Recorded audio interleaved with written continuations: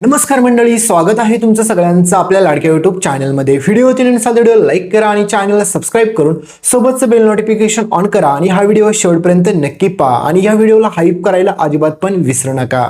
तर मित्रांनो, अखेर आता नयनतारा तोडणार ऋषी आणि कमळ ह्या दोघांचं फायनली प्रेमाचं नातं। तर नक्की काय घडतं आणि कशा प्रकारे त्यांच्या नात्यामध्ये नयनतारा दुरावा आणते, चला संपूर्ण अपडेट जाणून घेऊया। तुम्ही पाहिलंच असेल मित्रांनो की आपल्या कमळ आणि ऋषीला एकत्र पाहिल्याच्या नंतर सगळ्यांनाच प्रचंड आनंद होतो आणि त्या दोघांना एकत्र पाहतच राहावं वाटतं सगळ्यांना। पण आता कहाणीत येतो सगळ्यात मोठा ट्विस्ट, कारण की तुम्हाला माहितीच आहे की कमळीला आणि ऋषीला दूर करण्यासाठी नयनताराने खूप मोठं सोल्युशन काढलेलं असतं। त्याच्यामुळे त्या दोघांना एकमेकांपासून दूर करण्यामध्ये नयनतारा पुढे यशस्वी होताना तुम्हाला पाहायला भेटणार आहे। म्हणजेच तुम्ही पाहिलं असेल की नयनताराला आधीपासूनच आपली कमळी आवडत नव्हती आणि नयनताराचं एकच टार्गेट आहे की काही जरी झालं तरी ऋषीच्या मनातून तर आपण कमळीला बाहेर काढू शकणार नाही, पण त्या दोघांना जर एकमेकांपासून जर आपण दूर ठेवलं तर त्या दोघांमध्ये फूट नक्कीच पडेल। पण मित्रांनो, आता तसं काय होताना तुम्ही लगेच तर पाहू शकत नाही, कारण की तुम्हाला माहितीच आहे की आपल्या ऋषीचं कमळीवरती एवढं प्रेम आहे, कारण की तो त्याच्या आईला पण आता घाबरत नाही, कारण की त्याचं एकच म्हणणं आहे की काही जरी झालं तरी मात्र मी कमळीसाठी काही करायला तयार आहे। दुसरीकडे मात्र आता तुम्ही पाहिलं असेल की गौरीला पण तिचा भूतकाळ आता हळूहळू आठवायला लागलेला आहे आणि तो भूतकाळच आठवताना मात्र आता कहाणीत सगळ्यात मोठा ट्विस्ट येणार आहे, कारण की गेल्या एवढे वर्ष मात्र कमळी ज्या व्यक्तीच्या शोधात होती फायनली ती व्यक्ती आता मात्र आपल्या कमळीला भेटणार आहे आणि हीच गोष्टीमध्ये आता कहाणीत मोठा ट्विस्ट येणार आहे। तर नयनताराची आणि कमळीची पुढे भेट होती आणि नयनतारा म्हणते की तुला चांगलंच माहिती आहे ना की श्रीमंत मुलांना कसं फसवायचं। त्यावेळेस मात्र कमळी म्हणते की तुम्ही काय बोलताय, मी कोणाला फसवलं, मी कोणालाच नाही फसवलं।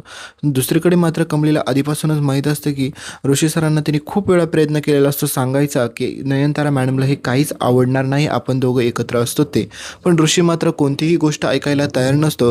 त्याच्यामुळे कमळीला एकच गोष्ट वाटत असते की आता मात्र आपण करू तरी केलं तरी काय पाहिजे असं। तर दुसरीकडे कमळीला आता काहीच ऑप्शन नसतो, तर नयनतारा म्हणते की हे बघ कमळे, मी शेवटचं सांगते, तू माझ्या ऋषीपासून लांब राहा, कारण की मी तुझ्यासमोर हात जोडते, पण तू माझ्या ऋषीपासून लांब राहा। पण कमळी देखील म्हणते की मी तुमच्या ऋषीच्या जवळ जातच नाही, तर तुम्ही असं बोलताय कसं काय। आणि नयनताराच्या हाती आता सगळे पुरावे पुढे सापडत राहतात, कारण की कमळी आणि ऋषीची पुढे सतत भेट होताना तुम्हाला पुढे पाहायला भेटणार आहे आणि ते पुरावे आयतेच नयनतारापर्यंत येत असतात आणि ते कोण पोचवत असतं तुम्हाला पण चांगलंच माहीत आहे, कारण की ती अनिका त्यांच्या मागावरतीच बसलेली असते। अनिकाचं म्हणणं असतं की कमळीचा रस्ता क्लोज करायचा आणि त्या ठिकाणी मात्र मी ऋषीसोबत लग्न करेल। पण पुढे मात्र मित्रांनो, नयनताराला समजतं की आपण असं या दोघांना एकमेकांपासून लांब करू शकणार नाही। त्यासाठी नयनतारा कहाणीत मोठा ट्विस्ट आणते आणि ऋषीच्या आयुष्यात आता नवीन मुलगी म्हणजे आता ऋषीचं लग्न दुसऱ्या मुलीसोबत लावायचा निर्णय घेते। पण यामध्ये मात्र कमळीचं आणि ऋषीचं एकमेकांचं नातं कसं तुटेल हा प्रश्न खूप लोकांना पडला असेल। पण मित्रांनो, ही नयनतारा आता कमळीला चक्क धमकी देते आणि म्हणते की तू तुझ्या आईचं सत्य जे सगळ्या जगापासून लपवलोय ना, ते मी 2 मिनिटात सगळ्यांसमोर आणायला देखील मागचा पुढचा विचार करणार नाही। पण तुला जर वाटत असेल की मी काहीच नाही केलं पाहिजे, तर त्यासाठी एकच काम कर, फक्त आणि फक्त तू काही जरी झालं तरी माझ्या ऋषीपासून लांब राहा। तर पुढे आता कमळीला खूप मोठ्या संकटात आणि जाळ्यात मात्र ही नयनतारा ढकलून देते।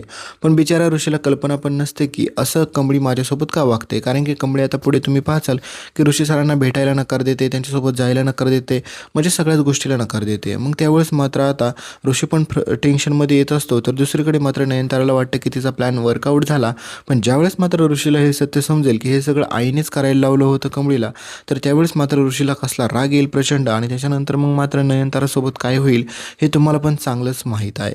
तर पुढे मित्रांनो, आता ही नयनतारा कमळी आणि ऋषीच्या नात्यामध्ये फूट पाडू शकेल का, हे पाहणं जरा जास्तच रंजक ठरणार आहे। व्हिडिओ पुढच्या अपडेटमध्ये येतोपर्यंत व्हिडिओला लाईक करा, चॅनलला सबस्क्राईब करायला तर विसरू नका आणि सोबतचं बेल नोटिफिकेशन ऑन तर नक्की कराच। तुम्हाला दिसत असेल म्यूस्टॅकचा ओशन फेसवॉश, हा तुम्हाला टॅग प्रोडक्टमध्ये दिसत असेल तर त्याच्यावरती क्लिक करा आणि तिथून आवडणारे तुम्हाला कोणते पण प्रोडक्ट तुम्ही खरेदी करू शकता, एकदा चेक नक्की करा।